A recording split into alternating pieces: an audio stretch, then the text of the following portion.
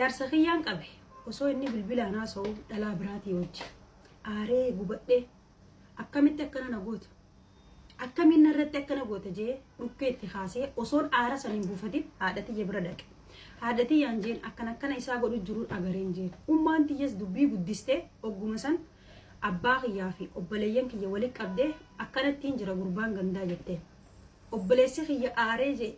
amma adda ba'uuni qabda jee fiigee dhaqeetti kamitti obboleettii tiyya kana goota jee qacam godhee balaa irraa baase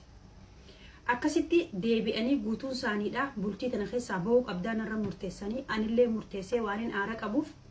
mana murtii dhiyaanne mana murtiirraa yeroo duraatiif lakki mee manguddoon laalaa jaanii nu deebisa yeroo san jaarsa kiyya hedduu na kadhate taa'i yaaboo hedduun si jaaladha wanti ati silaa agarte sunis waan sirriitii miti dogongora agarte akkana jeen kadhataa ture manguddoos didee isallee didee ni haa hiikkadhee ashanfar jecha dhaabbadhe bultii sanarraa hiikkadhee gizeen gara mana ummaatiyyaatti deebi'u osoo hin turin abbaan kiyya amrite obboleessi kiyya immoo qabeenya silaa abbaan kiyya qabu san guutuu isaadhaanii fudhate maatii qaba ilmaan qaba waan ta'e achiin kophaaf ninaaf ummaan tiyya mana keessatti rakkannee ummaan tiyyalleen hedduu na jaalattee hedduu na kabajji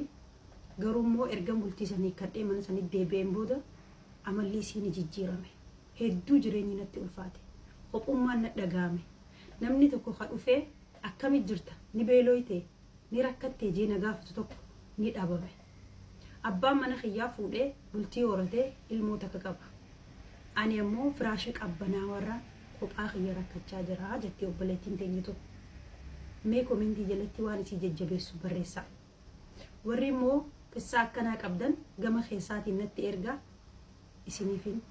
beeksisa social media irratti namni biraa akka irraa fakkeenya fudhatuuf akka aaranii muka fuudhanii hin darbanii jette Oromoo aaraan bultii diiguun sirrii mitiin jaan kun amma akka yaada dhuunfaatti wanti nan jechuu barbaadu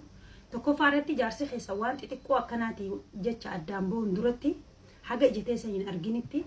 irrini mana kiyya kana keessa maaltu jira jaanii yoo fattashan bareeda haga bultiin ta'e bultii jaalalaa bultii kabajaan keessa jirtu bultii gammachuun keessa jirtu taatetti haadhaa fi abbaa kan keetii miti saahiba teetitti gabbaatee hin himinaadhaan jaan akka kiyyatti jechuudha ofuma teessanii tanaa xiqqashoo